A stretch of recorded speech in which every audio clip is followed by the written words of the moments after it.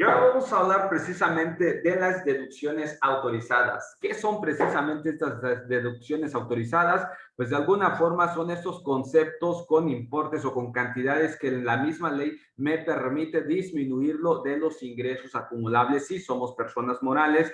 A este ingreso acumulable le hago esta disminución que se va a llamar deducciones autorizadas y me va a llevar a una base mismas que le tengo que aplicar el porcentaje predispuesto ya en el artículo 9 de la ley de impuesto de la renta, que es un 30% la base de este impuesto, se le aplica a ese 30%. Y cuando hablamos de las personas físicas, evidentemente tendríamos que aplicar la tarifa anualizada del 96, es decir, aplicar el 152 de la ley de impuesto de la renta conforme a los ingresos que vaya obteniendo la persona física en su momento. Acá tenemos algunos comentarios. Se escucha, hola, muy buenas tardes. Sí, se escucha perfecto. Gracias, María Concepción. Contador Roberto Pérez, mucho gusto. Muy bien, muy buenas tardes a todos. Bueno, pues qué bueno que se esté escuchando correctamente. Así que vamos a darle continuidad a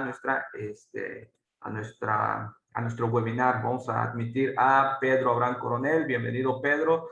Y lo primero que vamos a ver es, si hablamos de deducciones, pues la pregunta del millón, el traje del contador es deducible. ¿Qué dicen ustedes? Si me hacen el favor de decirme a través de nuestra caja de comentarios del Zoom si es o no deducible este traje del contador. Me refiero al saco, no precisamente al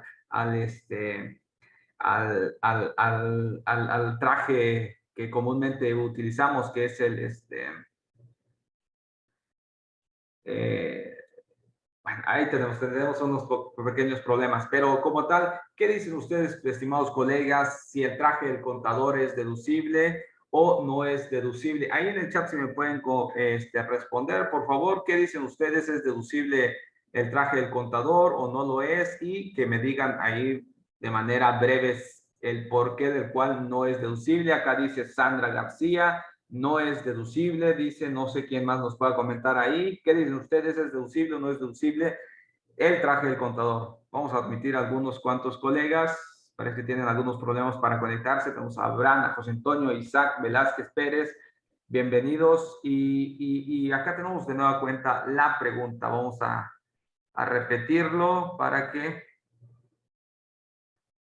si el traje del contador es deducible. ¿Qué opinan ustedes, estimados colegas? ¿Es deducible o no es deducible? No vamos a dar una conclusión ahora, vamos a analizar los siguientes artículos y ya después nos podemos regresar a dar una pequeña conclusión de si es o no deducible el traje del contador. Bueno, pues gracias, Sandra, por contestar. Ahorita vamos a darle continuidad a este mismo planteamiento.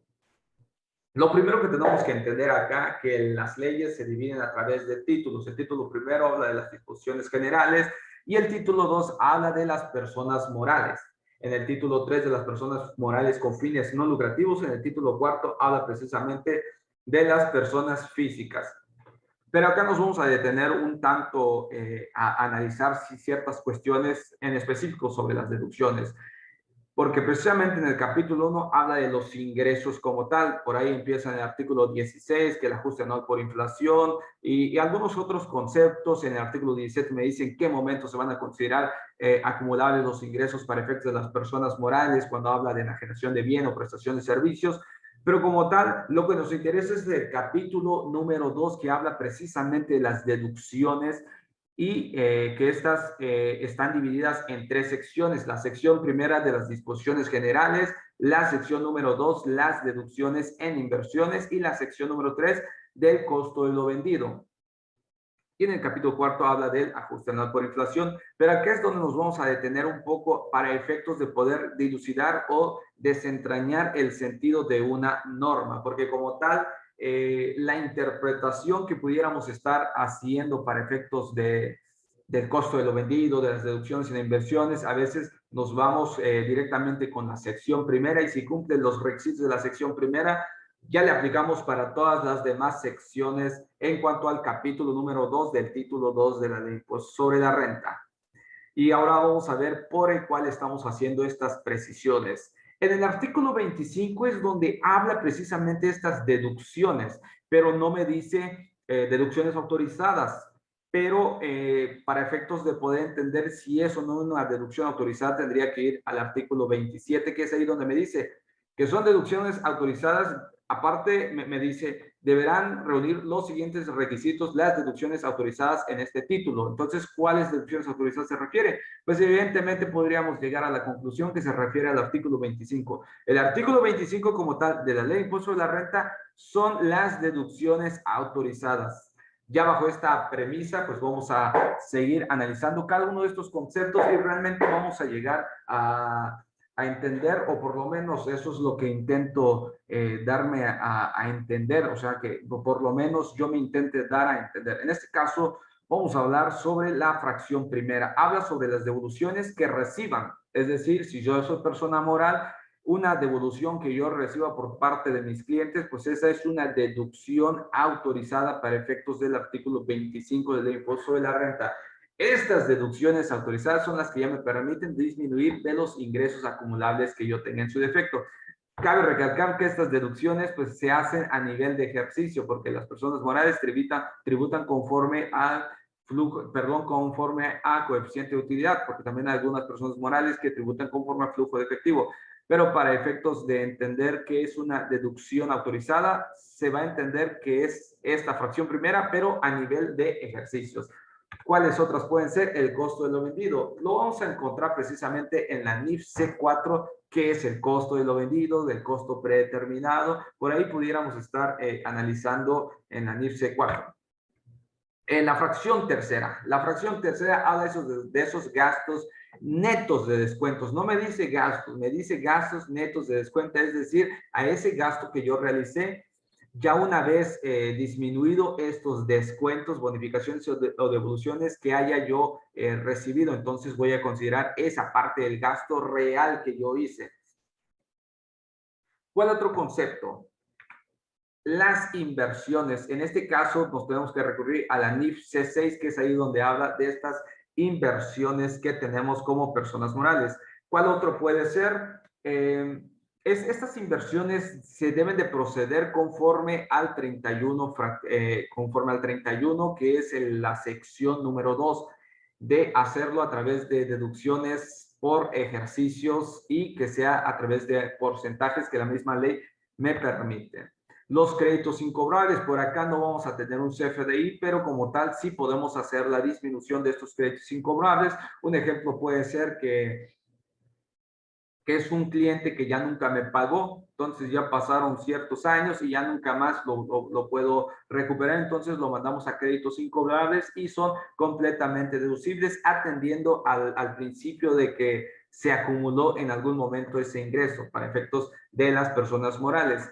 Y por acá, las cuotas a cargo de los patrones al Instituto Mexicano del Seguro Social. Y acá es muy, quiero precisar lo siguiente, que cuando hablamos de gastos, pues nuestra mente nos viene a decir que son todas aquellas erogaciones que realizamos, pero acá hay una pequeña precisión porque para efectos fiscales, las cuotas a cargo de los patrones pagados al Instituto Mexicano del Seguro Social no son gastos.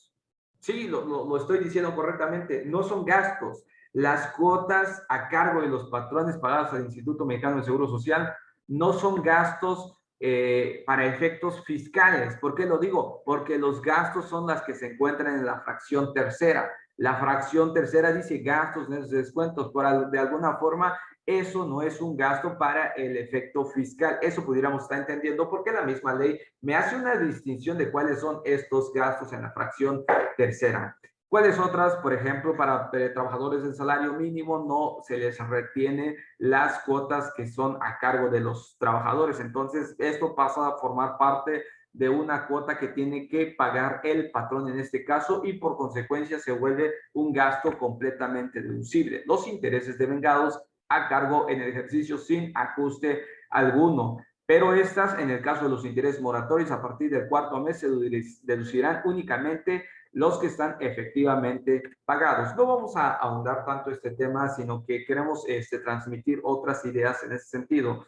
El ajuste anual por inflación, por acá no vamos a tener algún CFDI. Claro, cuando es un ajuste anual por inflación deducible, en los términos del 44 de la misma ley, porque también el ajuste anual por inflación puede ser acumulable y la tendría yo que acumular en los términos del 16 de la misma ley de ISR. Los anticipos y los rendimientos que paguen las sociedades cooperativas de producción, así como los anticipos que entreguen las sociedades y asociaciones civiles a sus miembros, cuando los distribuían en los términos de la fracción 2 del artículo 94. Pues esas son las deducciones autorizadas. Vamos a habilitar algunas herramientas acá. ¿Y cuáles otras? En la fracción 10 dice que las aportaciones efectuadas para la creación o incremento de reservas de fondo de pensiones o jubilaciones al personal, esas también van a ser deducibles, son deducciones autorizadas. Y otra pequeña precisión acá, cuando por los gastos a que se refiere la fracción 3, que era la que ya habíamos precisado hace algunos momentos, los contribuyentes hubieran pagado algún anticipo, este será deducible siempre que se cumpla con los requisitos establecidos en el 27, fracción 18 de esta ley, es decir, que se cuente con el comprobante que ampare ya el valor total de la operación. Si solamente es el CFDI de anticipo, no se pudiera estar haciendo la deducción correspondiente. Bueno, acá pues nos está diciendo la misma ley lo siguiente. Esto es una mecánica de cálculo para el ISR. De entrada, les quiero comentar que lo que vamos a tratar a continuación es un fin didáctico para efectos de que podamos hacer una pequeña reflexión sobre lo que nosotros estamos leyendo en las leyes fiscales y sobre lo que ejercemos en la práctica ya cotidiana. La mecánica para el cálculo del ISR anual de la persona moral se hace de la siguiente forma. Las personas morales deberán calcular el impuesto sobre la renta aplicando al resultado fiscal. A ese resultado fiscal le aplico un 30% de porcentaje. Este 30% es el ISR que ya le va a resultar a la persona moral a pagar en su totalidad. ¿Y cómo se determina el resultado fiscal del ejercicio? Es como lo siguiente. La fracción dice, se obtendrá la utilidad fiscal disminuyendo de la totalidad de los ingresos. Tomo los ingresos que obtuve en el ejercicio y ¿qué cosa? Les deduzco la parte que corresponde a deducciones autorizadas. Y la pregunta sería lo siguiente. La mecánica de cálculo es esto. Ingresos acumulables es lo que nos está diciendo de este lado. Le resto o le disminuyo las deducciones autorizadas. Y acá quiero preguntarles, estimados colegas, ¿a cuál se refiere esas deducciones autorizadas? ¿Las que están en el artículo 25 o le tengo que aplicar algo a ese artículo 25? Porque como tal ya estuvimos leyendo acá cuáles son estas deducciones autorizadas, son las que ya les hacía mención. En el artículo 25 es donde están estas deducciones autorizadas. Entonces, yo acá les preguntaría, estimados colegas, ¿qué opinan ustedes? Que en la mecánica de cálculo del impuesto sobre la renta nos dice de los ingresos acumulables le disminuyo ¿cuál? Las deducciones autorizadas. Estas deducciones se refiere a las que están en el 25 o al 25 le tengo que considerar alguna otra situación. Dice Abraham, una disculpa contador, estoy entrando y saliendo porque tengo problemas con mi PC. Pues ahí no podemos hacer nada, mi estimado Abraham, tendrías que revisar cuál es el problema, pero no te preocupes, yo te voy a dar acceso a la sala, no te preocupes.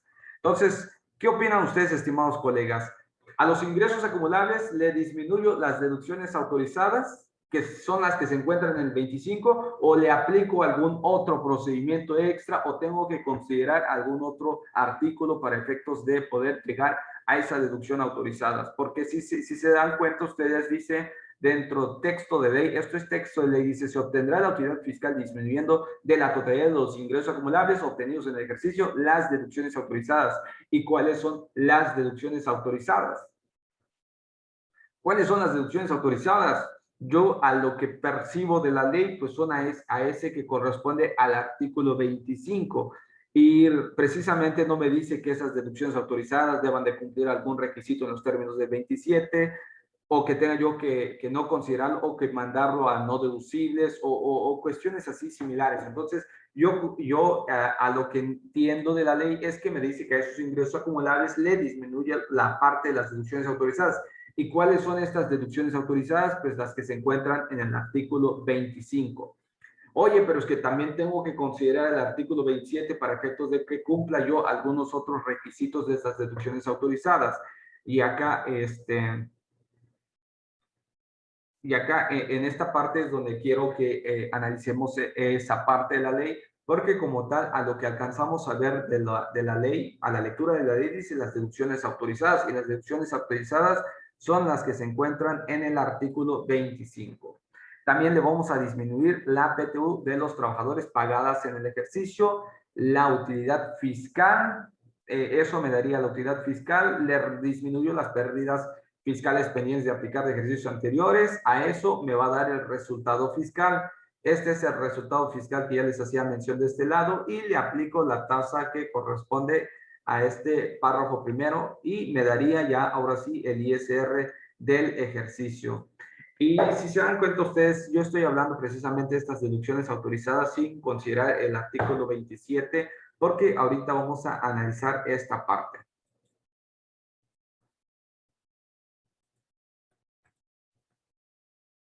Esos son los 25 y vamos a esta parte. Y quiero hacer otra vez la siguiente pregunta. ¿Qué opinan ustedes? Para que sea un gasto deducible, para ser deducible un gasto, debe ser estrictamente indispensable. ¿Qué opinan ustedes, estimados colegas? Para que sea deducible un gasto, debe ser estrictamente indispensable. ¿Qué opinan ustedes? Quiero que me comenten ahí en el chat, por favor, para efectos de que sea más dinámico estos talleres que estamos haciendo. Para que sea un gasto deducible, tiene que ser estrictamente indispensable. ¿Qué opinan ahí? ¿Qué opinas ahí, contador Andrés, Brenda, Cecilia Guerra, Diana Mendoza, Eduardo Flores, Freddy Flores, Isaac Velasco, José Antonio? ¿Qué opinan ustedes? Que para que sea un gasto deducible necesariamente tiene que ser estrictamente indispensable el gasto. ¿Qué opinan ustedes? Ahí, si quieren comentar algo, no, yo digo que sí, Sandra. Muy bien, Sandra. Dice, la contadora acá, Sandra, dice que para que sea un gasto deducible tiene que ser estrictamente indispensable. Yo digo que sí, ¿no? Bueno, pues ya no entendí si es sí o si es no, contadora Sandra. ¿Quién más quiere opinar? Ahí Silvia, Richard, Pedro Abraham, María Concepción, Luis Aguilar. ¿Qué opinan ustedes? Para que un gasto sea deducible tiene que ser estrictamente indispensable. Acá dice Diana, sí. ¿Qué opinas, Yuri? ¿Qué opinas, Luis Aguilar?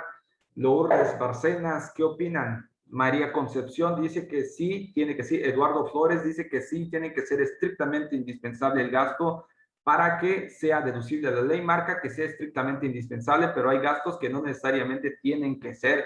Es correcto, Richard Cano. Roberto Pérez, sí, así debe ser estrictamente. Eso señala la ley. Bueno, pues ahorita vamos a ver estas deducciones porque las que estamos en primera instancia, lo que la mente nos dice es que nos vayamos a esas deducciones estructurales. ¿Cuáles son esas deducciones estructurales? Acá nos dice Luis Aguilar, eso señala la ley. Andrés Acosta dice, en estricta teoría, sí debe ser estrictamente indispensable. Pues yo, ahorita vamos a ver las leyes y para eso vamos a intentar interpretar, o por lo menos esa es la intención. Buenas tardes, desde mi punto de vista, para que se cumpla ese requisito estrictamente indispensable, debe estar relacionado para la obtención de los ingresos. Acabas de dar el punto clave ahí, Isaac Velasco Pérez, y ahorita vamos a ir precisamente a analizar esos conceptos, pero como tal, yo les digo, aunque sean deducciones estructurales y deducciones no estructurales, yo considero que no necesariamente tiene que ser estrictamente indispensable. Cuando hablamos de estas deducciones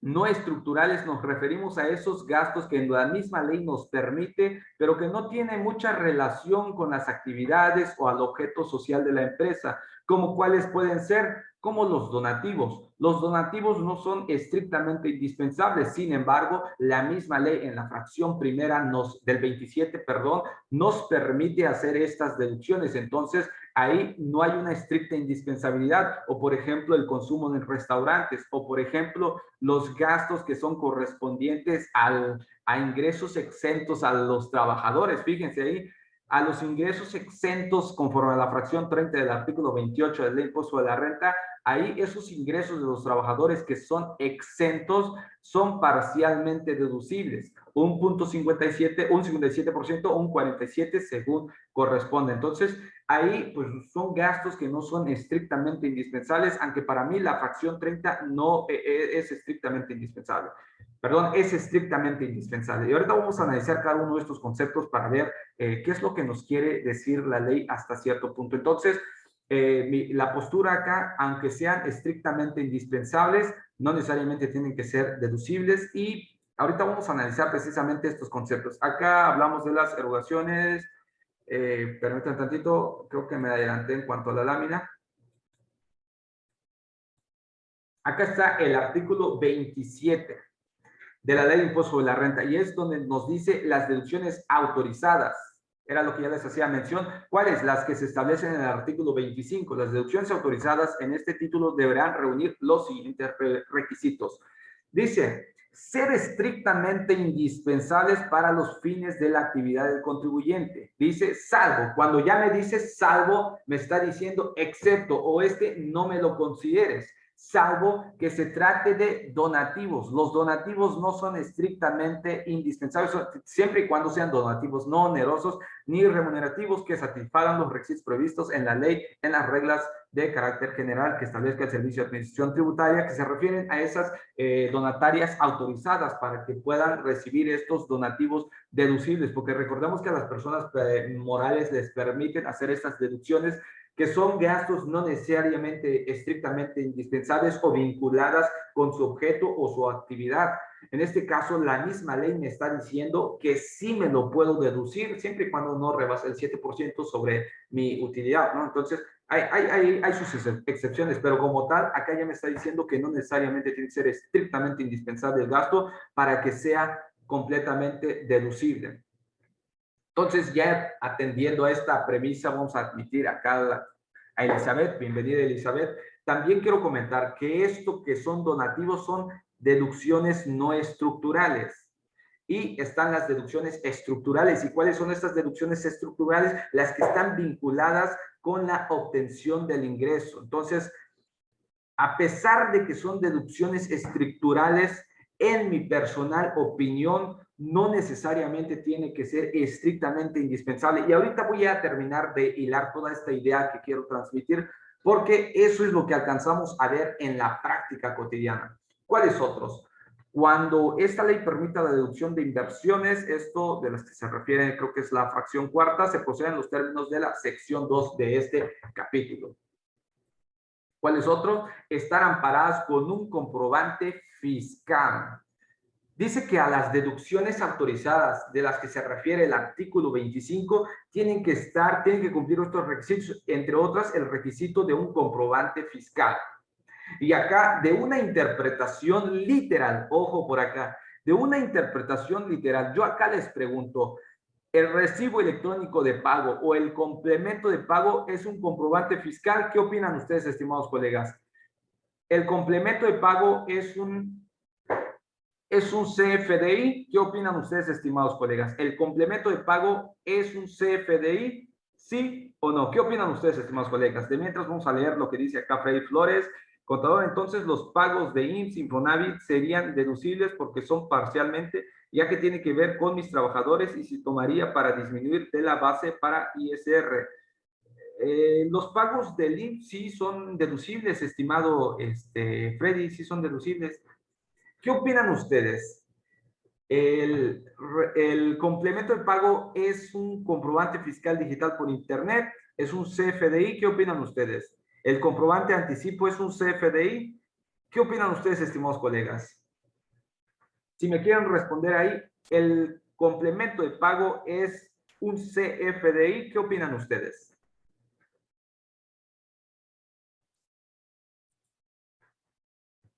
¿Qué opinan ustedes si es acá nos está diciendo Freddy Flores que sí es un CFDI, el recibo electrónico de pago, el complemento de pago más sencillo, ¿no?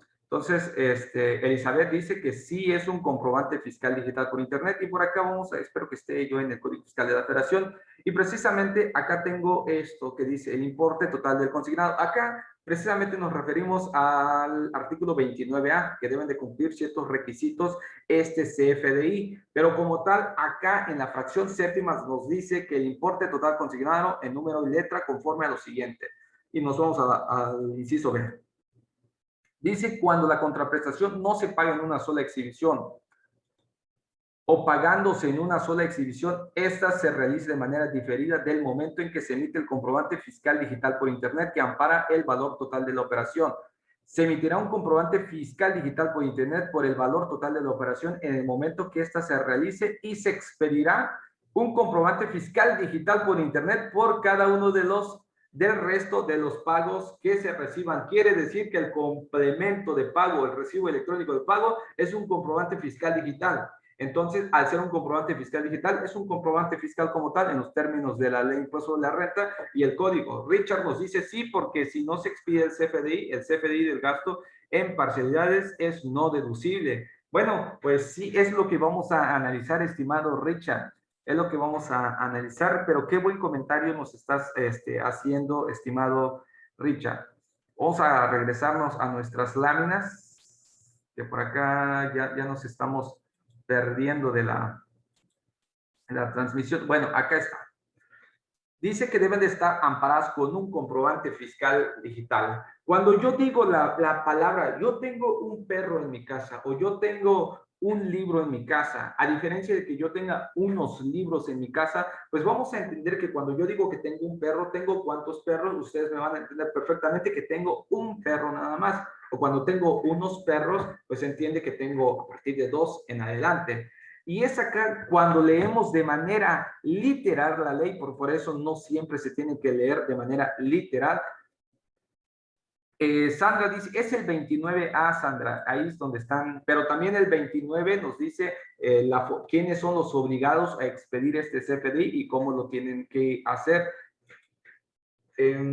La fracción tercera dice, estar amparadas con un comprobante fiscal digital y que los pagos cuyo monto exceda de 2,000 pesos se efectúen mediante transferencia electrónica de fondos a cuentas abiertas a nombre del contribuyente e instituciones que componen el sistema financiero y las entidades que para tal efecto autorice el Banco de México, cheque nominativo de la cuenta del contribuyente, tarjeta de crédito, de débito, de servicios denominados de los monedas electrónicos autorizados por el Servicio de Administración Tributaria. Entonces, acá me está diciendo que esa deducción autorizada, ¿cuál? Puede ser un costo, puede ser un gasto, puede ser una cuota de seguro social, y que el monto exceda de 2,000 pesos, esta se haga mediante transferencia electrónica.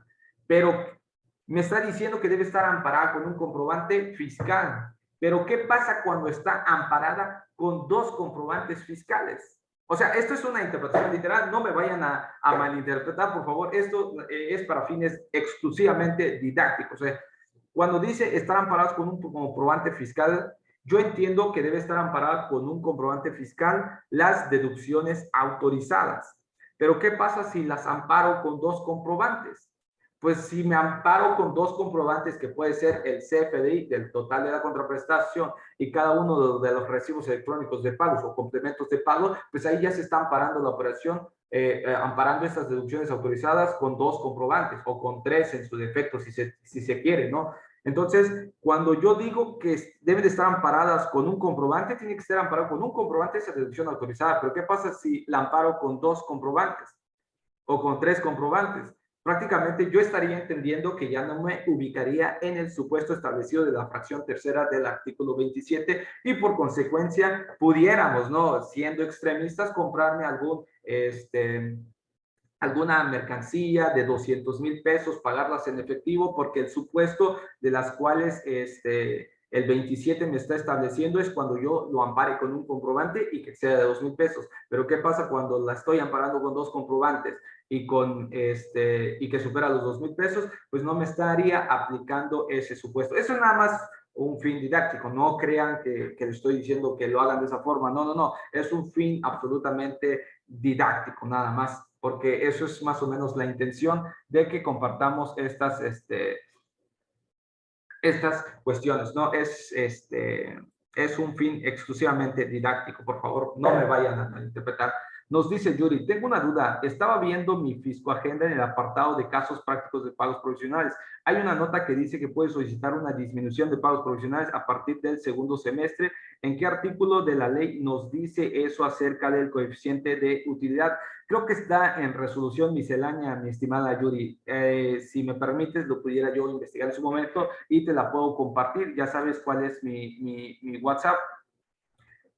Bueno, entonces eso es lo que más o menos estamos entendiendo y que esos montos que superan los 2,000 pesos las tenga yo que hacer a través de transferencia electrónica. Para el régimen de incorporación fiscal es otro supuesto porque ahí nos permiten hacer gastos de hasta 2,000, de hasta 5,000 pesos en efectivo y las que correspondan a combustibles de vehículos, estamos hablando de Magna, de Premium, de Diesel, esas se tienen que pagar a través de transferencia ya en el momento que superan los 2,000 pesos. Y en este caso, acá sí se tiene que, para la persona moral y para la persona física en general, tienen que hacerlo a través de transferencia electrónica, aún y así no superen los 2,000 pesos cuando se refiere a combustibles.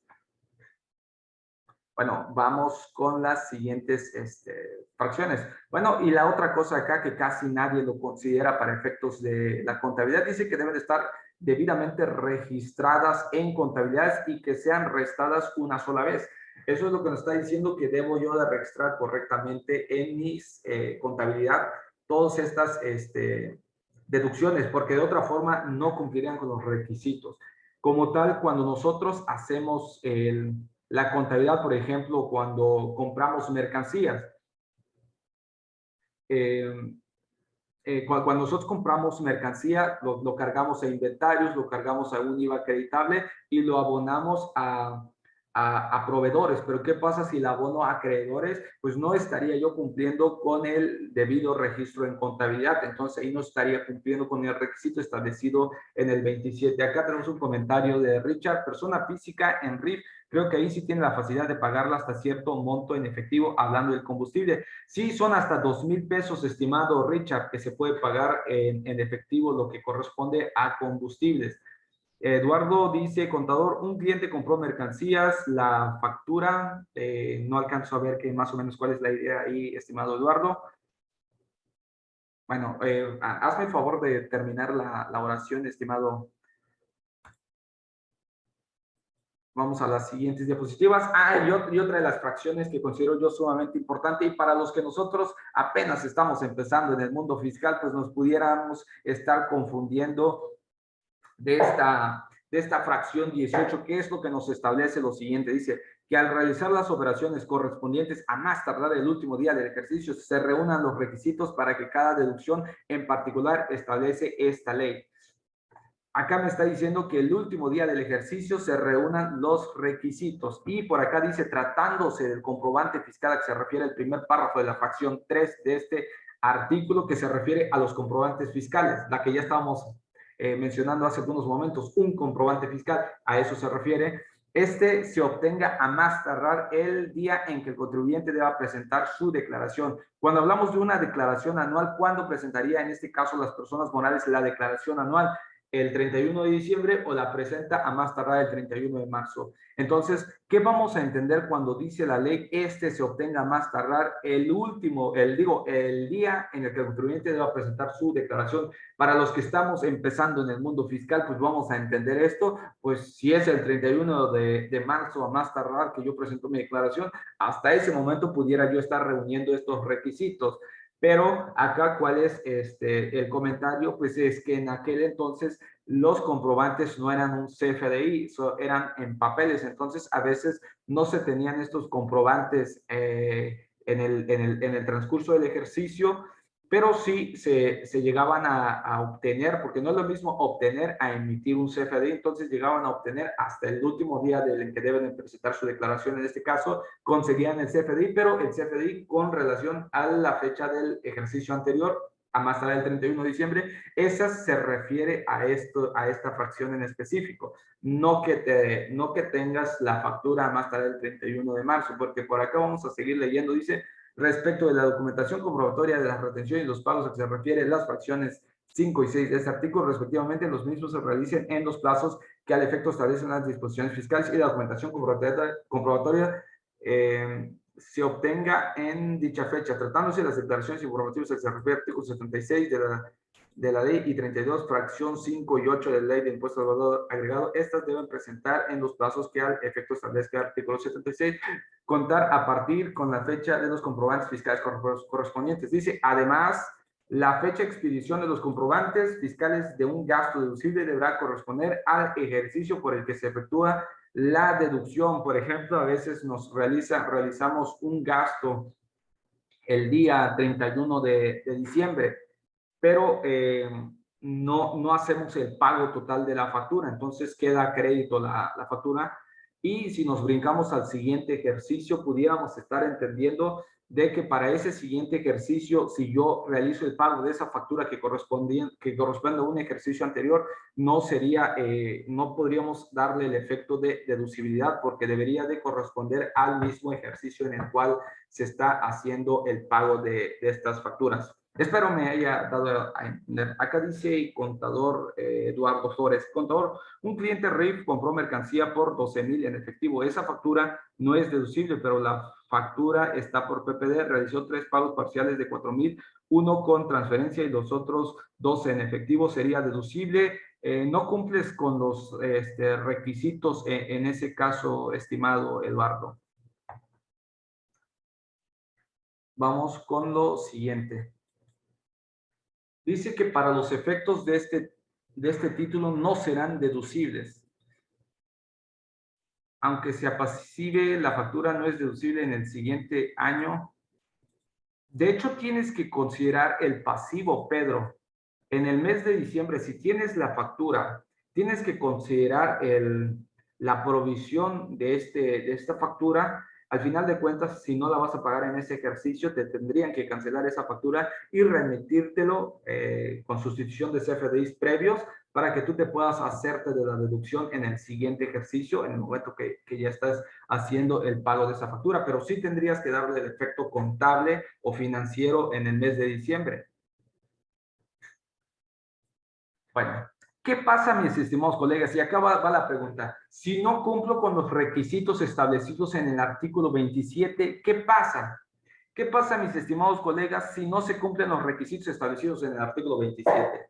¿Qué pasa, mis estimados colegas? En el artículo 25, de deducciones autorizadas. Y en el 27, requisitos de las deducciones autorizadas. ¿Qué pasa si no cumplo los requisitos de las deducciones?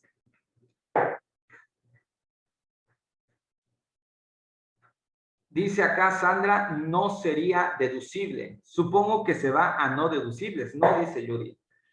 ¿Qué opinan ustedes, estimados colegas? Si no cumplo los requisitos establecidos en el artículo 27, ¿se vuelven qué cosa? ¿O cómo es el razonamiento por el cual estaríamos diciendo que es no deducible? ¿Quiénes más dicen en ese sentido? ¿Qué opinan ustedes? ¿Qué pasa si no cumplimos con estos requisitos establecidos en el 27?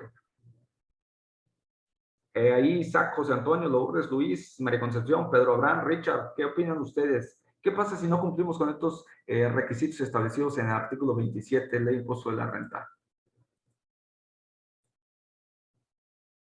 Para que vayamos en contexto, por acá están las deducciones autorizadas. Y por acá sobre los residentes en el extranjero y acá sobre las deducciones autorizadas en este título, que es precisamente lo que ya estábamos haciendo mención hace algunos momentos, que deben de cumplir que la deducción cuando se refiere a deducción de inversiones se corresponda en los términos de la sección 2, estarán parados con un comprobante.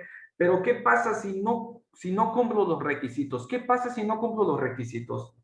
Son no deducibles, dice José Antonio. Richard dice, el resultado fiscal sería mayor para el cálculo de los impuestos. Por ahí creo que te estoy entendiendo, Richard. Creo que estoy entendiendo. ¿Qué opinan ustedes? ¿Qué pasa si no cumplimos con estos requisitos establecidos en el 27? Bueno, no son deducibles para erosionar la base de impuestos, dice. Bueno, pues por acá, pues estamos viendo que los requisitos son estos. ¿Qué pasa si no cumplo los requisitos? ¿Qué pasa si no cumplo los requisitos? Hay un por ciento que se puede deducir de lo no deducible, más no recuerdo ¿Qué artículo es? El no deducible es el no deducible y creo que te refieres a la fracción 30 del artículo 28, Pedro. Y por consecuencia afecta el coeficiente de utilidad.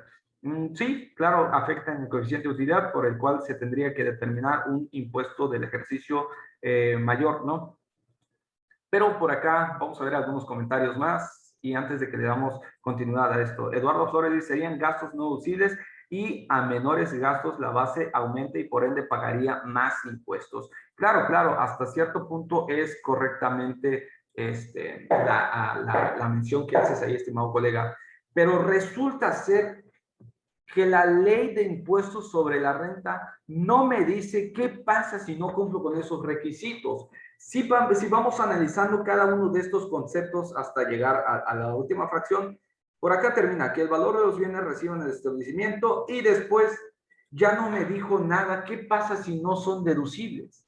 El artículo, la ley de impuestos sobre la renta en general no me dice qué pasa si no cumplo con los requisitos de las deducciones. Es como cuando el maestro nos dice, necesito que me entreguen esta tarea para el día de mañana. Y uno de los alumnos pregunta, ¿y qué pasa si no lo entregamos? No, pues no pasa nada.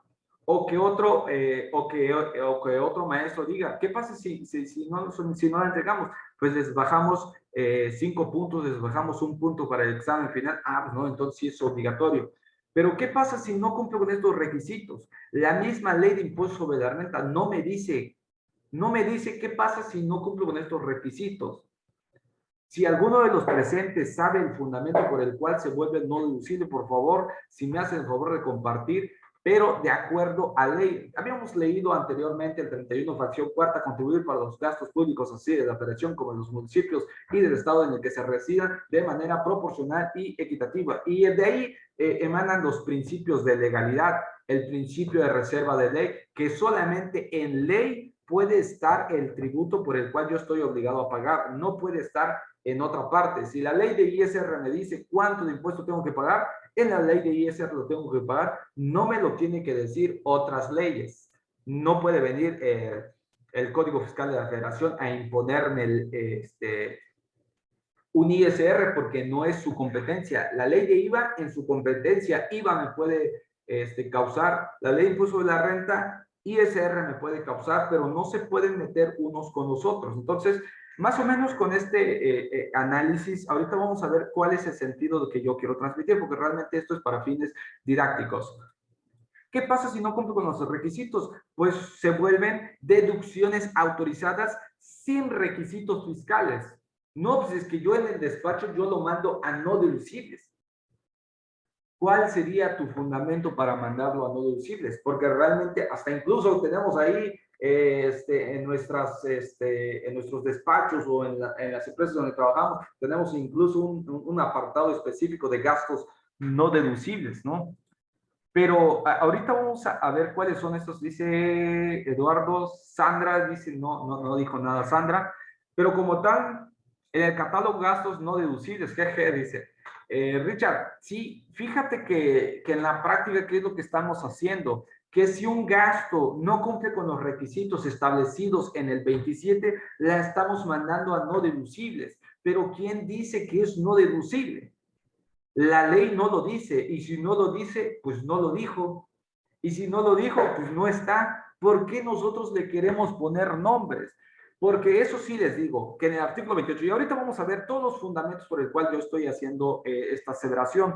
Por acá en el 28 dice, para los efectos de este título, ¿cuál título? Título 2 de las personas morales, no serán deducibles. Estos son los no deducibles, no las que no cumplen con los requisitos del 27. Estos son los no deducibles. La misma ley me está diciendo cuáles son estos no deducibles. Si nos damos cuenta, dice los pagos por impuesto de la renta a cargo del propio contribuyente o de terceros, ni las contribuciones por parte de la sociedad o que originalmente correspondan a terceros. Estas son las no deducibles. ¿Cuáles otras? Los gastos e inversiones en la proporción que representan. Esos son no deducibles. Los obsequios, atenciones y gastos de naturaleza análoga, con excepción de aquellos que estén estrictamente relacionados con la enajenación del producto o la prestación de servicios o que sean ofrecidos al cliente en general. Si se dan cuenta, los obsequios son no deducibles, las atenciones y otros gastos de naturaleza análoga, cuando nosotros le queremos regalar algo a los clientes. Pero Acá me dice con excepción de aquellos que sean estrictamente relacionados con la enajenación del producto o la prestación de servicios, como por ejemplo cuando nosotros llegamos a esas tiendas de autoservicios en Soriana, llegamos, pues a veces hay personas ahí que te están ofreciendo comer un poquito de jamón. Entonces, esos son obsequios o sean de naturaleza análoga a esos obsequios, pero como tal van directamente relacionados con la enajenación del producto. Al final de cuentas, tú escoges qué sabor quieres del producto, entonces, pues de alguna forma, esas sí son deducibles. ¿Cuáles? Las que se entregan así por ejemplo, yo le quiero regalar al hijo de la empresa a la que le vendo a uno de mis clientes, le quiero regalar una computadora a su hijo, pues esa no es deducible. Acá dice Freddy que son los gastos deducibles, son aquellos que realiza una empresa y que son legítimas para fines tributarios. Aquellos gastos que no son válidos desde el punto de vista tributario son los gastos no deducibles. Sí, los no deducibles son los no deducibles, era lo que estábamos mencionando. Estos son los no deducibles. El 27 me dice cuáles son estos requisitos que deben de cumplir las deducciones autorizadas. ¿Qué pasa si no las cumplo? Si no las cumplo, la misma ley de impuesto sobre la renta no me dice qué pasa. Y si no lo dice, pues ya no lo dijo. ¿Quién sí lo dice? El tercer párrafo del artículo 29A del Código Fiscal de la Federación. Ahorita vamos a ir para allá. Y por acá, pues vamos a ver que estos gastos o gastos de viaje, las representaciones, esas son no deducibles, las sanciones, las indemnizaciones, las provisiones para la creación de pasivos, todos estos son los no deducibles. Son como 32 fracciones, si no mal recuerdo, y todas estas son las no deducibles. Las otras son deducciones autorizadas sin requisitos fiscales.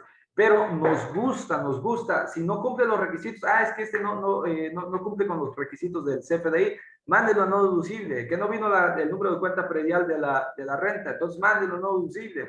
Pero realmente eso no establece la ley, eso nosotros lo estamos haciendo por inercia.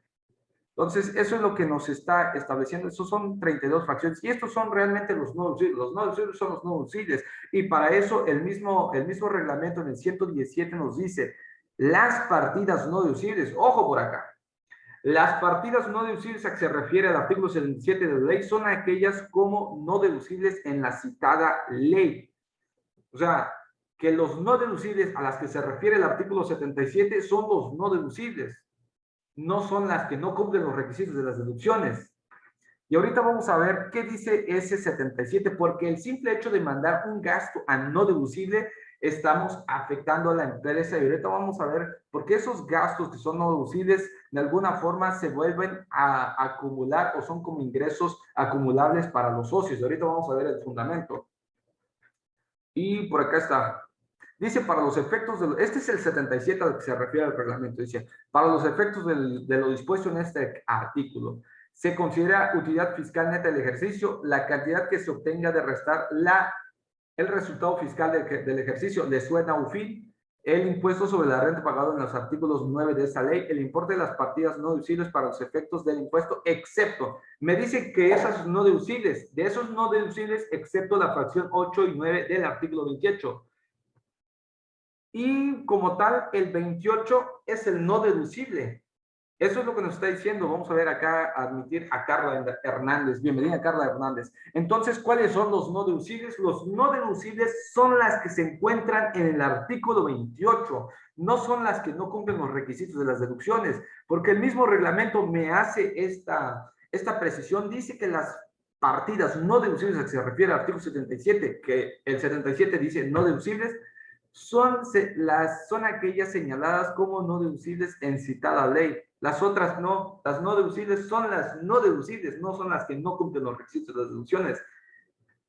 Entonces, esa es la idea que estamos transmitiendo, que los no deducibles son los no deducibles en los términos de la ley. Y en los términos de la ley, no en los términos del Código Fiscal de la Federación, sino en los términos de la Ley de Impuesto sobre la Renta. ¿Cuáles son estos no deducibles? Son las que están en el 28. Y la del 27, pues sí, son deducciones autorizadas que no cumplen requisitos fiscales. Y ahorita vamos a analizar varios casos en particular sobre esta interpretación. Y acá tenemos el Código Fiscal de la Federación. Acá está. Dice, las cantidades que estén amparadas con los comprobantes fiscales que no reúnan los requisitos. A ver, tenemos aquí algunos comentarios. Diana Mendoza dice, y entonces si no cumplen con los requisitos, ¿cómo se consideran? Son deducciones autorizadas sin requisitos fiscales, estimada Diana Mendoza. Tú en contabilidad lo tienes que reconocer como lo que nos establece la norma de información financiera. Simplemente serían gastos que no estarían en la declaración. Dice, no, y ahorita vamos a ver precisamente para que hagamos la aclaración de esta idea, qué es lo que pasa con esto, porque ahorita vamos a ver algunos otros casos particulares sobre el CFDI y la deducción, cuál es la estrecha relación que tienen estas o cuál es el sentido que le ha dado la autoridad fiscal en este sentido. Para efectos del Código Fiscal de la Federación, esto espero que aclare tu duda, estimada contadora. Dice, las cantidades que estén amparadas en los comprobantes fiscales que no reúnan algún requisito de los establecidos en esta disposición o en el artículo 29. El artículo 29 habla sobre la emisión de los CFDIs y el artículo 29A son los requisitos que debe contener ese CFDI. Entonces nos dice, las cantidades que estén amparadas en los comprobantes fiscales que no reúnan algún requisito establecido en esta disposición en el artículo 29 de este código, según sea el caso, o cuando los datos contenidos en los mismos se plasmen en forma distinta por las disposiciones fiscales, no podrán deducirse o acreditarse fiscalmente. Esto es el fundamento de la autoridad fiscal para decirte que es no deducible esas deducciones que no cumplen con los requisitos de la fracción 3 del artículo 27. Pero, ¿qué pasa? Y acaba la pregunta.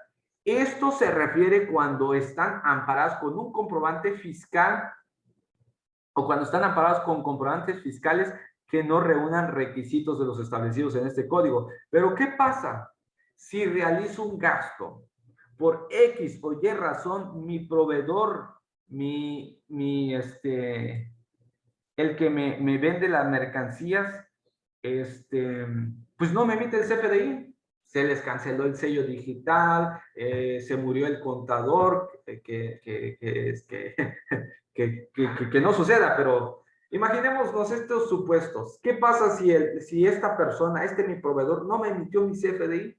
¿Sería deducible el gasto? Porque desde luego las deducciones autorizadas son cuáles, las que están establecidas en el 25.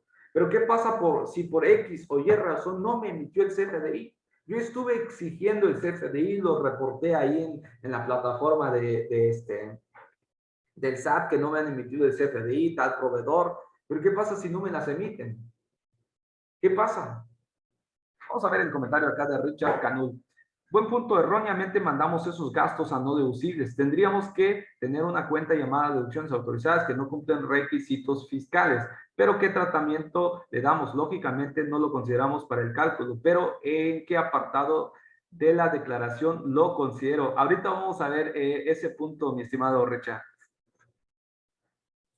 ¿Qué pasa si me compré la mercancía? Es real. Acá estamos hablando de operaciones completamente reales. Le compré la mercancía a mi proveedor, pero yo ya la vendí, la vendí, pero no me emitió un CFDI el proveedor. Si no me emitió un CFDI el proveedor, ¿a dónde lo mandamos, mis estimados colegas? ¿A dónde mandamos si no cumplimos, si no nos emiten un CFDI? Hice el gasto, es real, me tengo la cotización, tengo los WhatsApp donde estoy pidiendo el producto, tengo las notas de remisión, tengo las entradas al almacén, pero desgraciadamente no me facturaron. ¿A dónde lo mandamos, mis estimados colegas? ¿A dónde lo mandamos? Es una deducción autorizada que no cumple requisitos fiscales, el CFDI. Freddy dice, si es deducible porque se llevó a cabo la contraprestación aún no teniendo CFDI. Pues ahí nos está diciendo algo CFDI, que digo el contador Freddy, que no es muy común esta frase, pero entonces la gran mayoría de nosotros no cumplimos los requisitos, pues no me emitieron un CFDI, no cumplió los requisitos, lo mando a no deducible. La misma ley no me dice eso. Pero acá la postura de la autoridad fiscal es que si no cumple con los requisitos, pues, pero esto precisamente que quiero recalcar por acá, dice que las cantidades que estén amparadas con comprobantes fiscales que no reúnan algún requisito de sus establecidos en lo dispuesto en el artículo 29. Pero esto se refiere al CFDI. ¿Pero qué pasa cuando no tengo un CFDI? Pues no me puede decir que no cumplo el requisito del CFDI porque no estoy emitiendo un CFDI. Entonces, no me aplica que se vaya a no deducibles esos gastos porque el mismo 29 me dice las cantidades que estén amparadas en los comprobantes fiscales que no reúnan algún requisito fiscal. Pero ¿qué pasa si definitivamente no me lo emitieron? Sí tengo las entradas de almacén, sí tengo las concesiones, tengo los mensajes en WhatsApp, por correo electrónico, pero resulta ser que no me emitió mi CFDI, mi proveedor. La mandamos a no deducibles o a dónde la estamos mandando. Pues ahorita vamos a analizar un caso particular. ¿Qué opinan ustedes? ¿Necesito tener un CFDI para que yo pueda hacer la deducción de alguna, de alguna deducción con los referidos en el artículo 25? ¿Necesito el CFDI forzosamente? ¿Qué opinan ustedes, colegas? Para hacer la deducción, ¿necesito este CFDI? ¿Qué opinan ustedes? Acá Freddy pues, ya nos dijo, si es deducible, se llevó a cabo la contraprestación, aún no teniendo el CFDI. Acá dice Freddy otra vez, no, pues ya no entendí, mi estimado Freddy. Fiscalmente, sí. Acá Sandra nos está diciendo que aunque no tenga el CFDI, dice que es deducible. Fiscalmente, sí, dice que es deducible. ¿Qué opinan ustedes, estimados colegas? Si no tengo el comprobante fiscal, debo de considerarlo como una deducción autorizada o la considero como una deducción autorizada que no cumple los requisitos fiscales o definitivamente lo mando no deducible. ¿Qué opinan ustedes, estimados colegas?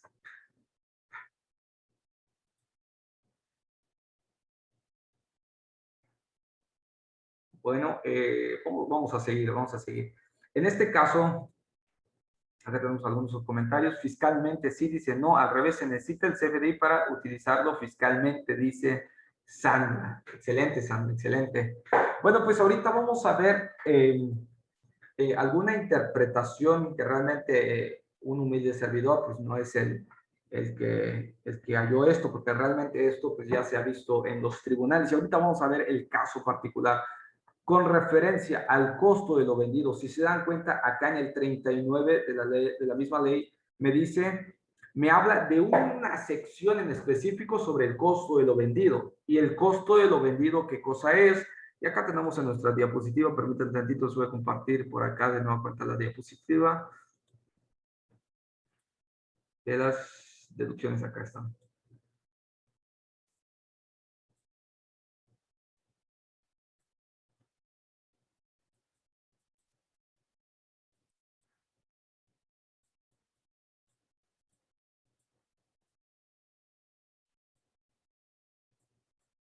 No creo que ya me pasé.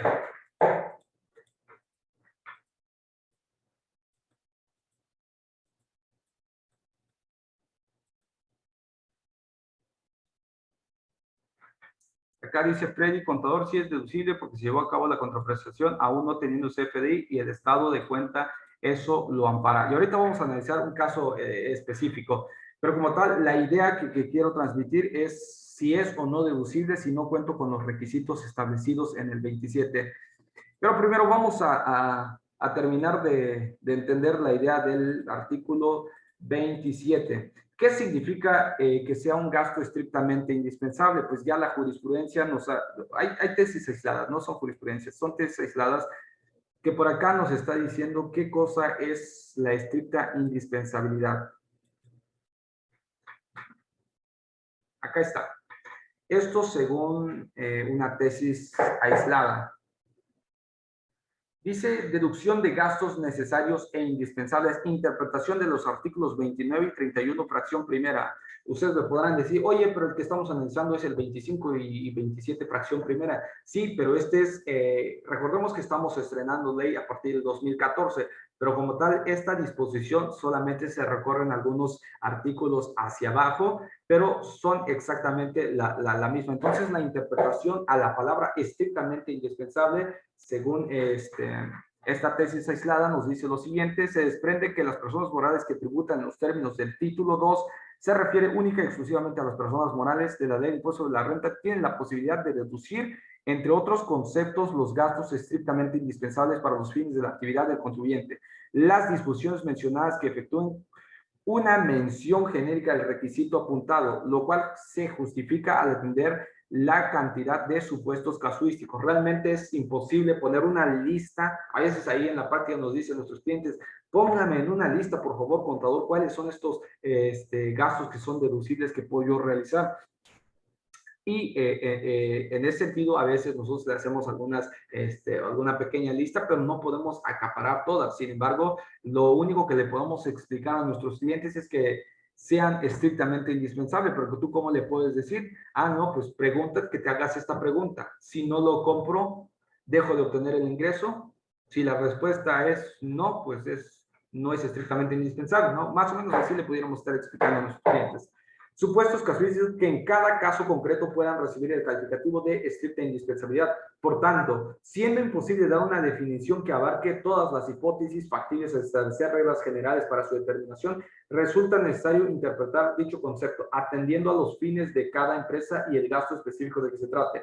El término general es darle a afirmar que el carácter de indispensabilidad se encuentra estrechamente vinculado, es lo que ya mencionaban algunos colegas por ahí, que se encuentre estrechamente vinculado con la consecución del objeto social de la empresa, es decir, debe tratarse de un gasto necesario para que cumplimente en forma cabal sus actividades. De no realizarse el gasto, pues dejamos de tener, podría tener como consecuencia la suspensión de las actividades de la empresa. Es decir, que voy a interpretar que es estrictamente indispensable, que si no lo hago, se suspenden las actividades de la empresa y van a ver que realmente las deducciones que se están haciendo no son necesariamente atendiendo a esta tesis aislada, no son necesariamente estrictamente indispensables los gastos que se refieran a las deducciones estructurales, no necesariamente son estrictamente indispensables o no necesariamente se tienen que apegar a esta tesis aislada, porque ahorita les voy a demostrar un caso particular o según los análisis que yo he realizado, pues a veces no necesariamente tiene que cumplir que sea estrictamente indispensable a las que se refieren a deducciones estructurales, que no necesariamente tienen que ser estrictamente indispensables, sin embargo las deducimos en la práctica. Y ahorita me van a dar la razón o no, pues ya eso depende de ustedes de formarse su propio criterio o la disminución de estas. Es decir, cuando de no llevarse a cabo el gasto, se dejaría de estimular la actividad de la misma, viéndose en consecuencia disminuidos sus ingresos en perjuicio. De ello, se sigue que los gastos susceptibles de deducir de los ingresos que se obtienen son aquellos que resultan necesarios para el funcionamiento de la empresa y sin los cuales sus metas operativas se verían obstaculizados a tal grado que se impediría la realización de su objeto social. Es decir, si no realizo un gasto, puede tener como consecuencia la suspensión de las actividades de la empresa o no conseguir el objeto social de la cual la empresa tiene, ¿no? Entonces, eso es la estricta indispensabilidad.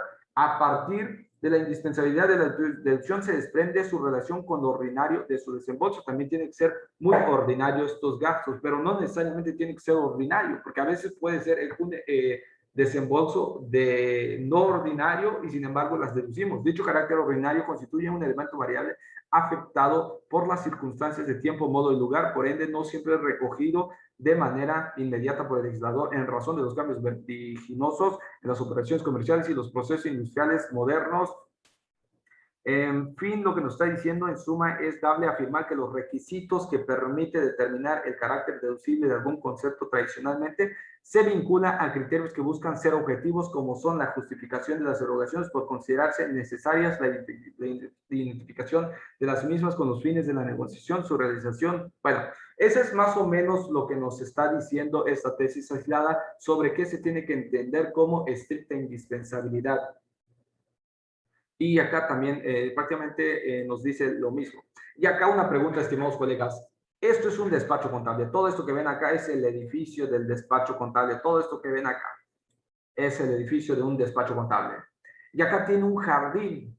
¿Ustedes qué opinan, estimados colegas? Si yo contrato el servicio de jardinería, sería deducible para que me vengan a hacer, a podar este arbolcito o el césped de por acá o el pasto, ¿sería deducible? ¿Qué opinan ustedes, colegas?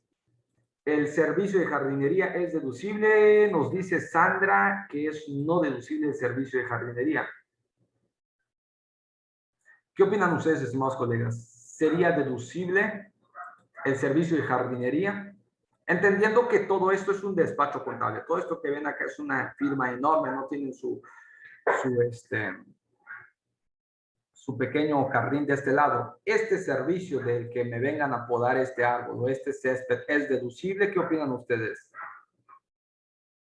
¿Qué opinan ustedes, estimados colegas? ¿Es deducible o no es deducible? El servicio de jardinería.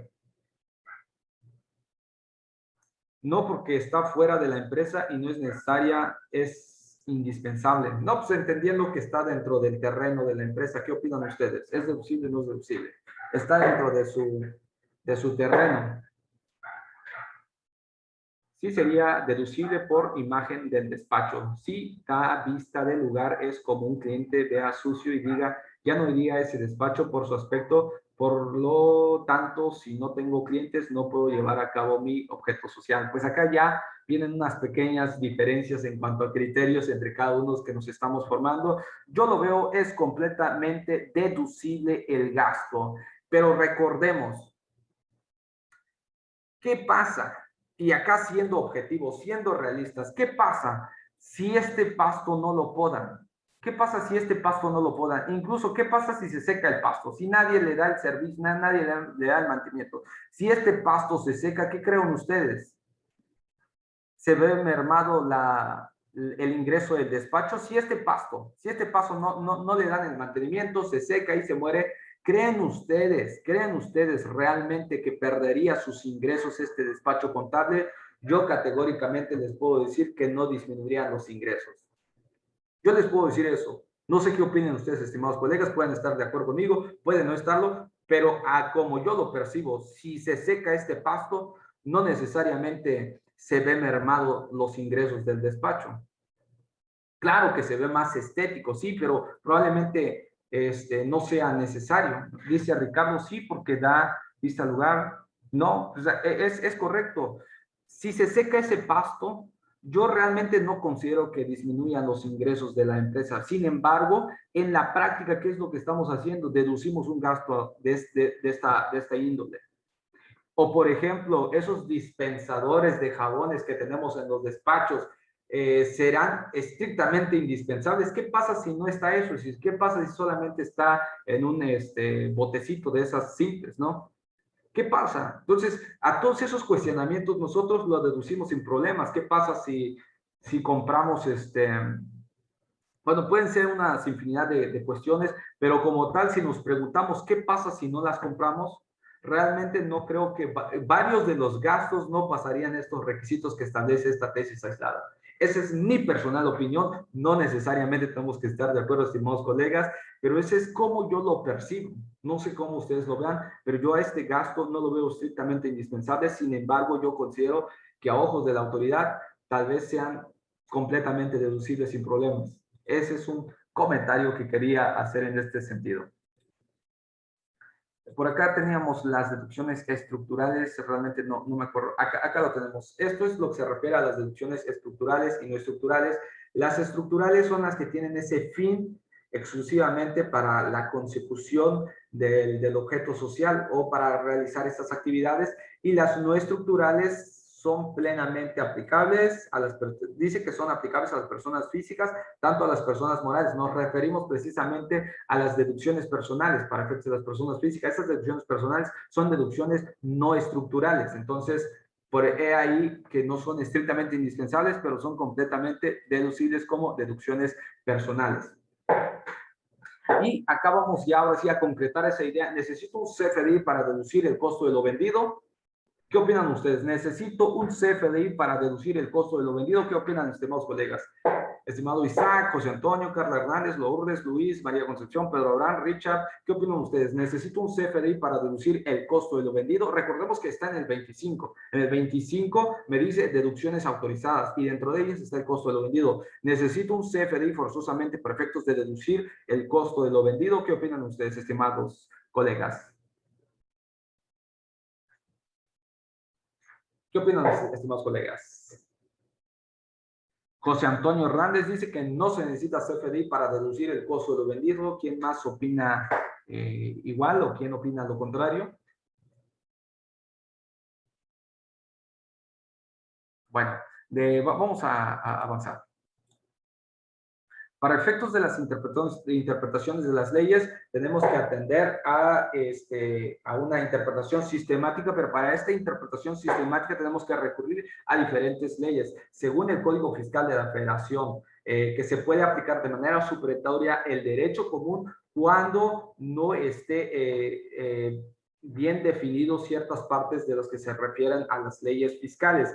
Entonces, cuando necesite yo a fuerzas recurrir al derecho federal común, lo puedo hacer siempre y cuando no esté en contra del derecho fiscal. En este caso vamos a encontrar acá en el Código Fiscal, en el artículo 5, segundo párrafo, ahí debe estar, que para efectos de interpretación puedo irme al derecho común sin ningún problema. Por acá lo tenemos. Dice, las otras disposiciones fiscales se interpretarán aplicando cualquier método de interpretación jurídica. A falta de norma expresa, se aplicarán supletoriamente las disposiciones del derecho común cuando su aplicación no sea contraria a la naturaleza del propio derecho fiscal.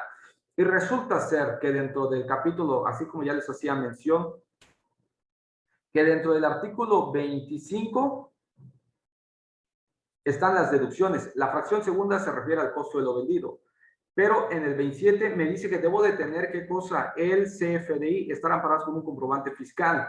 Pero precisamente el 39 no me lo considera, porque el 39, ¿qué me dice? El costo de las mercancías que se enajenan, así como las que integren el inventario final del ejercicio, se determina conforme al sistema de costeo absorbente, la base de costos históricos predeterminados. En todo caso, el costo se deducirá en el ejercicio en el que se acumulen los ingresos que se deriven de la enajenación de los bienes. ¿Cuándo deduzco el ejercicio? ¿Cuándo deduzco el costo de lo vendido? Lo deduzco en el momento que yo estoy enajenando. Cuando yo estoy vendiendo ya la mercancía, en ese momento me hago de la deducción lo correspondiente al costo de lo vendido. Si por ahí están contabilizando directamente al gasto lo que corresponde a su materia prima, lo están haciendo de manera incorrecta, cuando me refiero obviamente a las personas morales, ¿no? Entonces, acá me dice que lo tengo que disminuir, o sea, considerarlo como costo de lo vendido en el momento que yo esté haciendo la enajenación. Pero, ¿cómo calculo ese costo de lo vendido? Pues acá la misma ley no me dice cómo. Absolutamente sobre la base de costos históricos o costos predeterminados. Pero ¿quién sí lo dice? Sí lo dicen las normas de información financiera, cómo se hacen. Pero en las normas de información financiera no le interesa si tengo o no tengo CFDI, ahí lo que importa es la sustancia económica. Entonces, para determinar el costo de lo vendido me tengo que ir a las normas de información financiera, pero resulta ser que no necesariamente tiene que estar de acuerdo con, no necesariamente tiene que estar de acuerdo con el 27 tercer párrafo, fracción tercera, perdón, de la ley impuesto de la renta. Entonces, ¿cómo determino el costo de lo vendido? Pues no necesito CFDI para efectos de los costos predeterminados conforme a las normas de información financiera. Pero ¿qué dice la autoridad? No, me tienes que cumplir el requisito de la fracción tercera. Oye, pero es que en el 39 no me dice. Y lo correspondiente a la interpretación, en este caso tenemos que recurrir a otras leyes. Y la misma ley, el Código Civil Federal. Oye, pero ¿por qué te vas al Código Civil Federal? Bueno, pues porque el mismo Código Fiscal de la Federación, para efectos de interpretación, me puedo ir al derecho común, según en el párrafo segundo de este artículo 5 del Código, que me dice, para efectos de poder desentrañar la idea o la interpretación de una ley, puedo ir al derecho común sin ningún problema, siempre y cuando no sea contrario a la naturaleza del derecho común. Entonces, acá nos dice el artículo 11 del Código Civil Federal. ¿Y por qué nos vamos al artículo 11 del Código Civil Federal? Porque el mismo Código Fiscal de la Federación nos lo está diciendo. Dice, las leyes que establecen excepciones a las reglas generales no son aplicables a caso alguno que no estén expresamente especificados en las mismas leyes. ¿Y qué dice esto? Dice que las leyes establecen excepciones a las reglas. Es decir, el artículo 25... por acá tenemos un comentario de Andrés Costa. En lo que se refiere al costo de lo vendido, debe estar totalmente cobrado. En el momento que tú ya hiciste la enajenación, estimado Andrés, en ese momento tú ya estás acumulando el ingreso, y como ya estás acumulando el ingreso, ya te puedes efectuar de la deducción. Espero que me haya explicado en ese sentido. Entonces, Por acá, el artículo 25 habla de la sección 2, deducciones generales, pero resulta ser que al costo de lo vendido hay una sección en particular y esta es la excepción a la regla. Y como hay una excepción a la regla y la regla no me dice cómo determinar el costo de lo vendido, me tengo que ir a las normas de información financiera. Bueno, ahora sí, ahora sí. Muchas gracias, muchas gracias. No había prendido mi audio. Bueno, espero me puedan confirmar en qué parte nos perdimos. Ya habíamos leído el artículo 11 del Código Civil Federal. Me pueden comentar ahí en el chat si ya lo habíamos leído.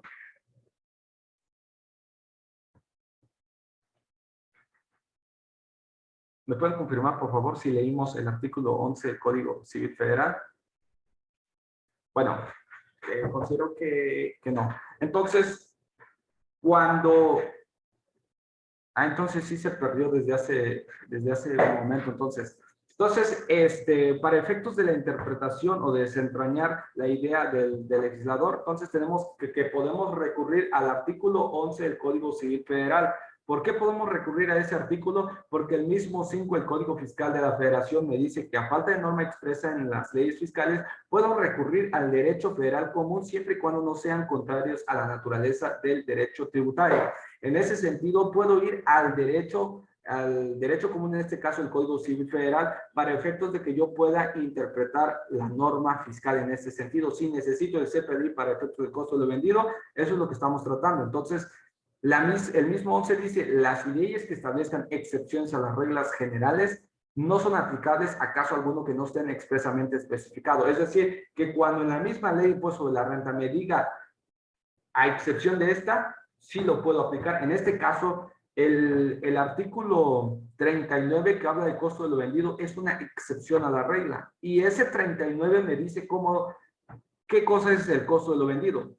El costo de lo vendido es lo que puedo yo disminuir o como una deducción autorizada, siempre y cuando yo ya he acumulado el ingreso, pero la misma ley de impuesto sobre la renta no me dice cómo determinar el costo de lo vendido, pero alguien sí lo dice, que son las normas de información financiera, y la norma de información financiera no necesariamente necesita el CFDI para efectos de que yo pueda considerar mercancía algo, ¿no? Entonces, bajo ese orden de ideas, pudiéramos estar considerando que para determinar el costo de lo vendido no me interesa el CFDI. Lo que importa es la sustancia económica en ese sentido. Entonces, pudiéramos no aplicar la fracción tercera del artículo 27 de la Ley de Impuestos sobre la Renta, que se refiere al requisito de tener el comprobante fiscal. Por acá debe estar. Esto no le es aplicable al costo de lo vendido porque hay una regla en específico, hay una excepción a la regla, y esa excepción se refiere a la sección tercera. Entonces, no necesito un CFDI para deducir el costo de lo vendido para las personas morales por acá. Y oye, pero pues, ¿cómo me puedes decir eso? Bueno, pues acá les traigo un caso ya real sobre esta situación y espero que me puedan confirmar si se está viendo correctamente.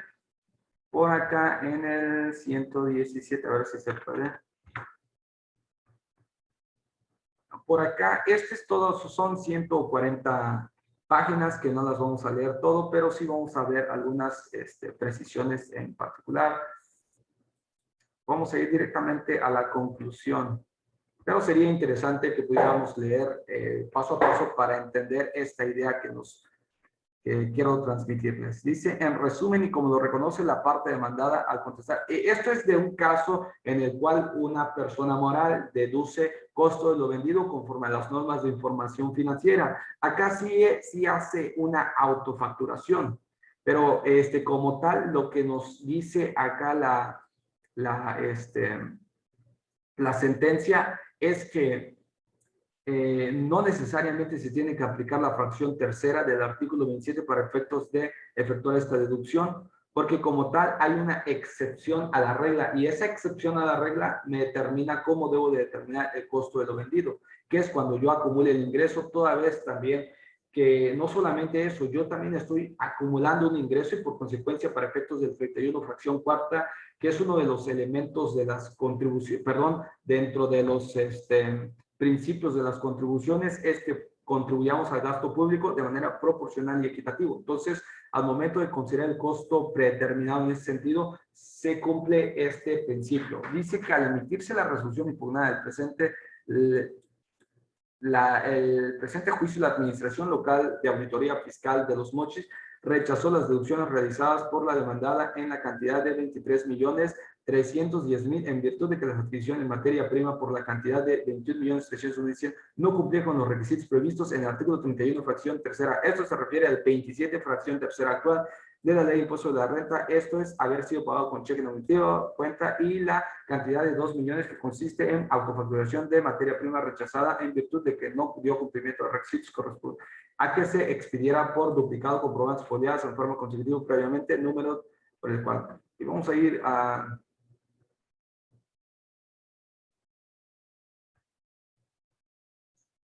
¿Me pueden confirmar si se está escuchando correctamente? Porque por acá me está marcando que está fallando la conexión. Bueno, ¿será que me pueden decir si se está transmitiendo correctamente?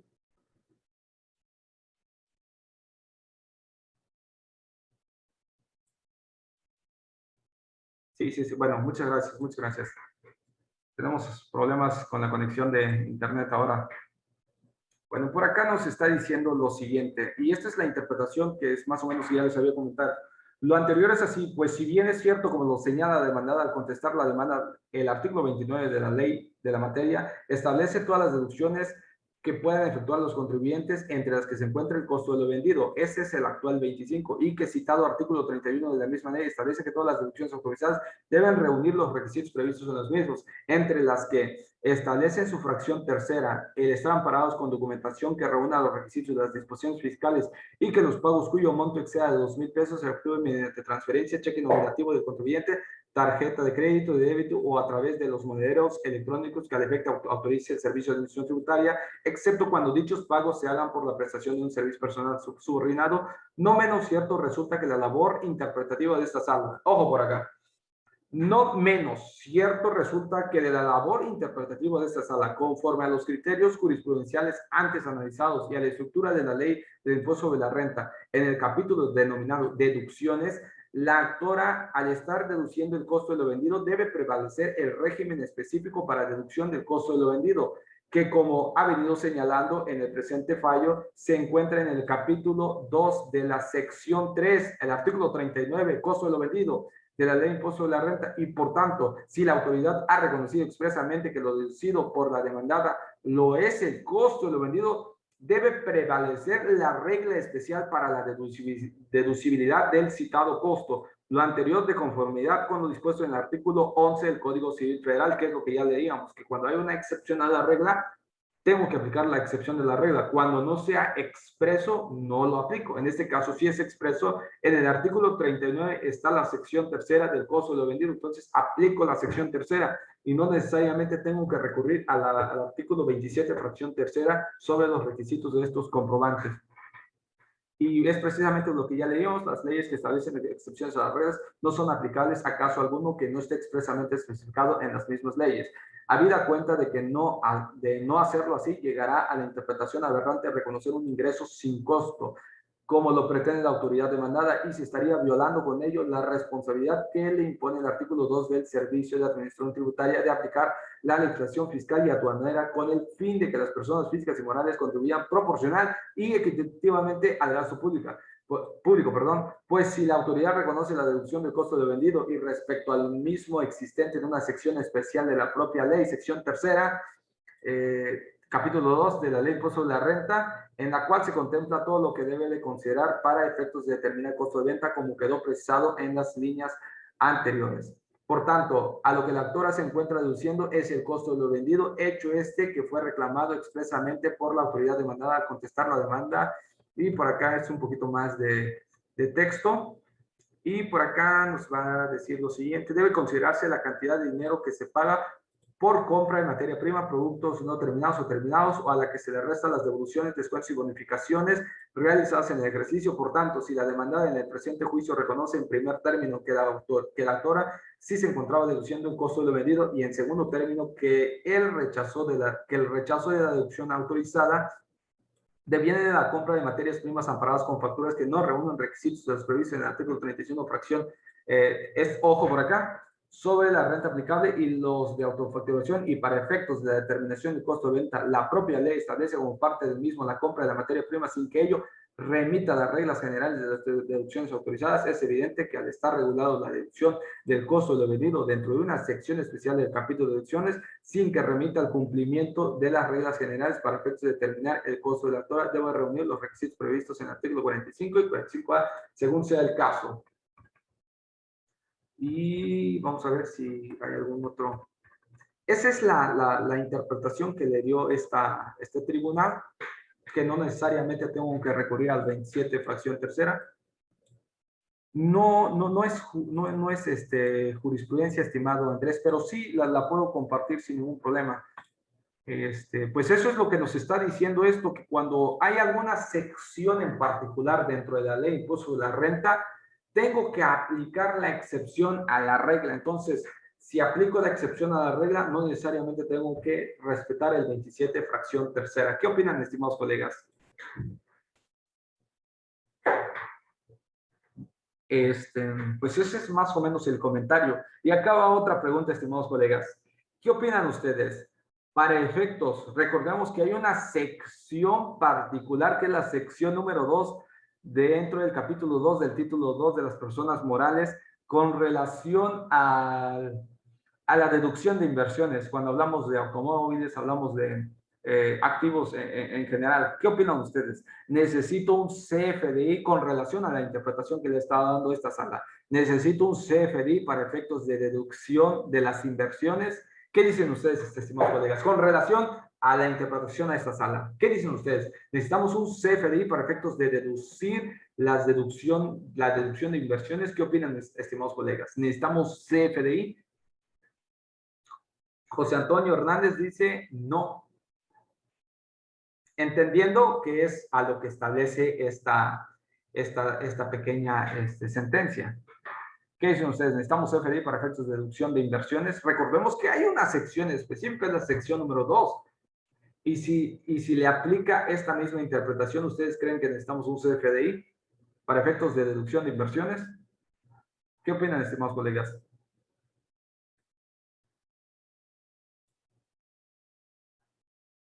Necesitamos un CFDI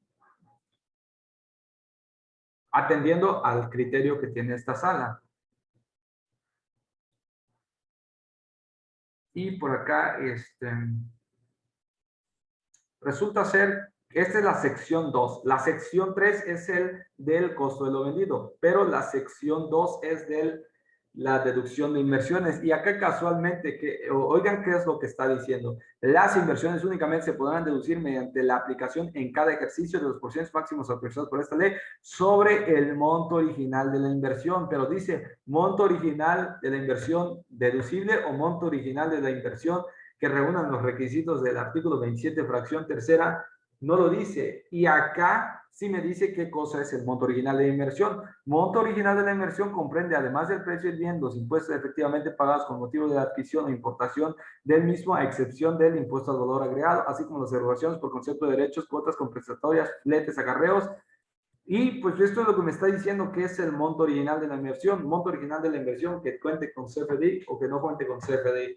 Entonces, atendiendo a este criterio que tiene esta primera sala, pudiéramos estar entendiendo que no necesitamos un CFDI para efectos de hacerme la deducción de inversiones. Claro, todo esto que les estoy diciendo es pleito. Y ahí, pues en la práctica son muy pocas las empresas que tal vez y lo puedan hacer.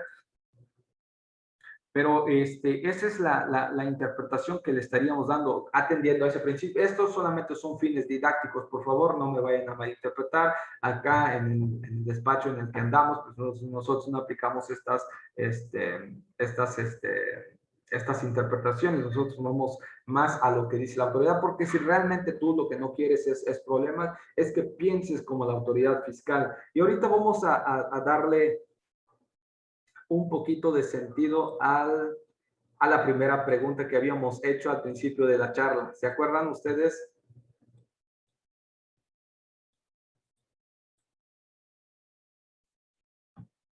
Ya con todo esto que estamos comentando, ¿qué opinan ustedes? ¿Es deducible el traje del contador? ¿Qué opinan ustedes? ¿Es deducible el traje del contador? Al principio de la charla empezamos con esta pregunta. ¿Es deducible el traje del contador? Entendiendo que no es la ropa casual, sino el saco, como en la imagen les estoy presentando. ¿Es deducible el traje del contador? ¿Qué opinan ustedes? Con todo lo que ya hemos visto, con todo lo que ya analizamos, ¿creen ustedes que es deducible el traje del contador? Por ahí, ¿hay alguna materialidad? Porque también es algo cierto que el artículo 27 habla sobre precisamente de los requisitos de las deducciones, pero creo que hay otro requisito de la deducción que es demostrar materialidad, que yo lo considero que es otro requisito el que tú puedes demostrar la materialidad, porque puede que sí exista la materialidad de la operación, pero como tal no llevaste esos controles, no llevaste cotizaciones, no tuviste correo, no demostraste materialidad de la operación. Si no cumples con eso, pues se vuelve, pues se vuelven operaciones inexistentes a ojos de la autoridad, aunque se haya hecho. Entonces yo considero que es otro requisito fundamental que puedas demostrar la materialidad de la operación para efectos de que tú puedas hacerte de la deducción. ¿Qué opinan ustedes? Yo considero que es completamente deducible el traje del contador a ojos de que la autoridad te las pueda rechazar. ¿Y hay alguna forma de demostrar la materialidad? Por ahí algún comentario de algún colega respetable que nos hizo el comentario, que para efectos de demostrar esta materialidad o esta deducibilidad o la estricta indispensabilidad de este traje de los abogados, de los contadores, de los notarios, es que les hizo una encuesta con apoyo de algún psicólogo sobre la pérdida de confianza que pudiera existir entre el cliente y en este caso el contador o el abogado, el que va a ocupar el saco, cuando le hacían algunas encuestas con relación a que si pierda la confianza, si lo atiende en traje casual y a diferencia de atenderlo con saco. Entonces, en las encuestas, muchas de estas, los clientes decían que sí perdían la credibilidad del contador. Entonces, en el momento que se pierde la credibilidad, en ese momento se puede interpretar que se pudiera estar poniendo en riesgo los ingresos del despacho. Y por esa situación pudieras estarlo considerando como estrictamente indispensable. Esto es para darle sustento al criterio de deducir el traje del contador. Pues hasta acá hemos llegado, estimados colegas. Muchas gracias a cada uno de ustedes que nos hacen el favor de escucharnos. Ahorita les permito ya la opción de que puedan utilizar sus audios para que de alguna forma, si quieren comentar algo, pues con todo gusto lo pueden hacer. Permítanme un tantito, no sé en qué parte se fue. ¿Qué tal, contador Roberto?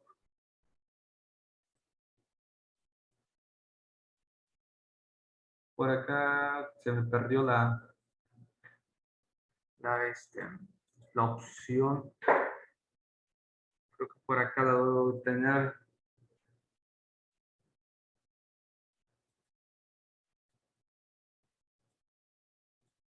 Bueno, creo que ahí le está llegando algunos mensajitos para efectos de que puedan ustedes de alguna forma activar sus audios.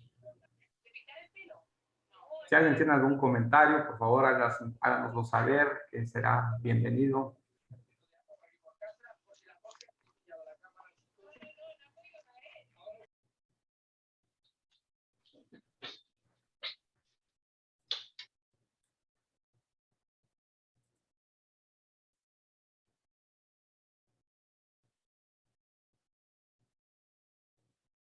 ¿Qué opinan, estimados colegas? ¿Algún comentario que quieran hacer? ¿Algo para nutrir esta charla? Que desde luego será bienvenido. Yuri dice, tengo una duda, parecía más spam o uno de esos contadores con esquemas de dudosa reputación. Básicamente decía que él podía deducir un Ferrari y acto seguido demandaba una liga con un acoso dudoso. ¿Qué opinan de eso?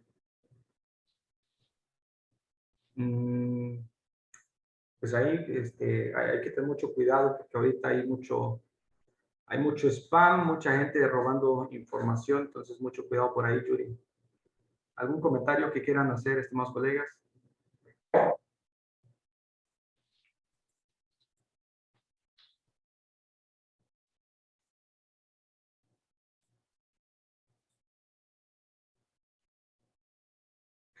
Bueno, si ya no hay ningún comentario, pues si gustan prender sus cámaras, pues con mucho gusto y daríamos conclusión a este taller que tuvimos sobre las deducciones autorizadas. Espero que sea de utilidad esta información. Realmente la intención es compartir información que realmente yo considero que es importante, la cultura jurídica, tenemos que tener bien cimentados nuestros fundamentos y pues ese sería el comentario. Que tengan cada uno de ustedes una bonita noche. Hasta luego. Hasta luego. Buenas noches. Gusto en saludarte, contador. Igualmente, contador Roberto.